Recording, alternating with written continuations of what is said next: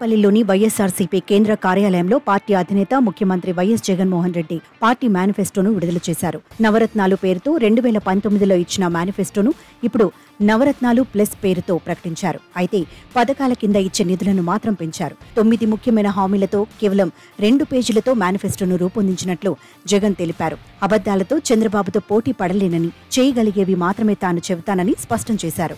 మేనిఫెస్టోలోని ముఖ్యాంశాలు: అమ్మఒడి పథకం కింద ఇస్తున్న 15,000ను 17,000కు పెంచుతున్నట్లు ప్రకటించారు. వైఎస్ఆర్ చేయూత 4 విడతల్లో 75,000 నుంచి 1,50,000కు పెంచుతున్నట్లు తెలిపారు. 2 విడతల్లో పింఛన్లో 3,500 చెల్లిస్తామని ప్రకటించారు. 2028 జనవరిలో 250, 2029 జనవరిలో 250 పెంపు.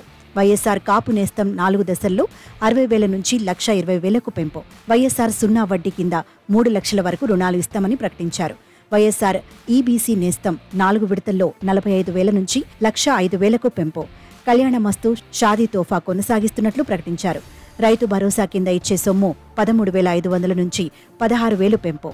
కౌలు రైతులకు రైతు భరోసా కొనసాగింపు. అర్హులై ఇళ్ల స్థలాలు లేని వాళ్లందరికీ ఇళ్ల పట్టాలు కొనసాగింపు. అమ్మఒడి, విద్యా కానుక, మహిళలకు వైఎస్ఆర్ చేయూత తదితర పథకాల కొనసాగింపు. ఆటో, టాక్సీ, లారీలు కొనుగోలు చేసేవారికి వడ్డీ రాయితీ ప్రకటించారు.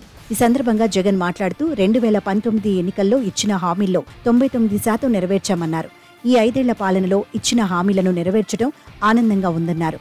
ఇచ్చిన ప్రతి హామీని నెరవేర్చిన ఘనత తమకు దక్కుతుందన్నారు.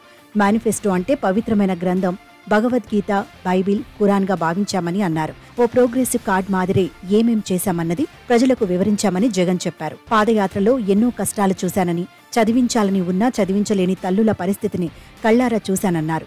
అలాంటి పరిస్థితుల నుంచి ఫీజులు కట్టలేక పిల్లలు చదువులు మానేసిన పరిస్థితి, పిల్లలు తమ తండ్రులు ఆ ఫీజులు కట్టలేని పరిస్థితిని చూసి పిల్లలు ఆత్మహత్యలు చేసుకున్న పరిస్థితి. తాను చూసిన పరిస్థితులకు పరిష్కారం కోసం ఈ నెల 58 నెలల పాలనతో పనిచేశానని పేర్కొన్నారు. అర్హులను జల్లెడ పట్టి మరీ వెతికి సంక్షేమం అందించామని చెప్పారు. ప్రతి పథకము బటన్ నొక్కడం, నేరుగా అక్క చెల్లెమ్మల చేతికి వారి కుటుంబాల ఖాతాల్లోకి వెళ్లిపోయే పరిస్థితి తీసుకొని రావడం. ఎవరైనా మిస్ అయిపోయినా కూడా వాళ్ళని జల్లెడ బట్టి ఎతికి మళ్ళీ వాళ్ళను మిస్సింగ్కి అవకాశం లేకుండా వాళ్లకు ఛాన్స్ ఇస్తూ మళ్ళీ వాళ్లకు తోడుగా నిలబడ్డం. కరోనా కాలంలోనూ మేనిఫెస్టో అమలు చేశామని అన్నారు.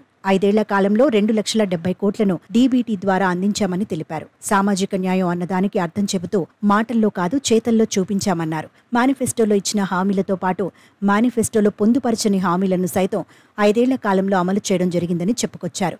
పిల్లలకు ట్యాబ్స్, కాపు నేస్తం, ఈబీసీ నేస్తం, పిల్లలకు విద్యా కానుక, రాజీవ్ ఆరోగ్యశ్రీ నిధుల పెంపు వంటి పథకాలు మేనిఫెస్టోలో లేవని, అయినా అమలు చేశామని జగన్ వెల్లడించారు. కోవిడ్ లాంటి మహమ్మారి 2 సంవత్సరాలు పూర్తిగా రాష్ట్ర ఆర్థిక పరిస్థితులు అతలాకుతలమైన, రావాల్సిన ఆదాయాలు రాకపోయినా, అనుకోని ఖర్చులు పెరిగిన, ఇవన్నీ జరిగిన సాకులు చూపలేదు. మేనిఫెస్టో ఇంప్లిమెంట్ చేయకుండా ఉండడానికి కారణాలు వెతుక్కోలేదు, సాకులు చూపలేదు.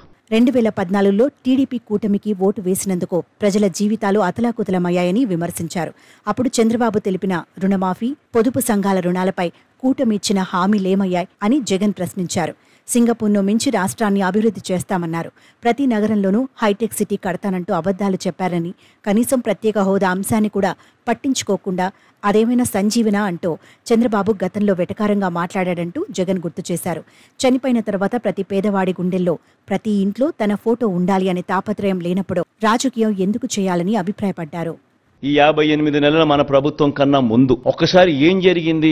అప్పట్లో చంద్రబాబు నాయుడు గారు, ఆయన కూటమి, అప్పట్లో వాళ్ళ మేనిఫెస్టోలో వాళ్ళు ఏం చెప్పారు? ఈ పాంఫ్లెట్ 2014 ఎన్నికలకు ముందు ప్రతి ఇంటికి పంపించారు. ఈ పాంఫ్లెట్, ఒక చెయ్యి, ఒక తల్లి చేతిలో, ఒక తల్లి మెడలో మంగళసూత్రం ఒక చెయ్యి లాగేస్తూ ఉంటుంది, వెంటనే ఇంకొక చెయ్యి వచ్చి అడ్డుకుంటుంది.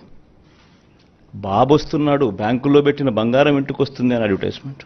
ముఖ్యమైన హామీలు అని అంటూ ఏకంగా చంద్రబాబు నాయుడు గారు సంతకం పెట్టి, ఇదే ముగ్గురు ఫోటోలు ముద్రించి, ఇదే కూటమిగా 2014లో ముఖ్యమైన హామీలు అని అంటూ వీళ్ళు చెప్పిన మాటలు, వీళ్ళు చెప్పిన హామీలు ఏ మాదిరిగా ప్రజలు నమ్మి వీళ్ళకు ఓటు వేసినందుకు వాళ్ళ బ్రతుకులు ఏ రకంగా అతలాకుతలమైనాయి.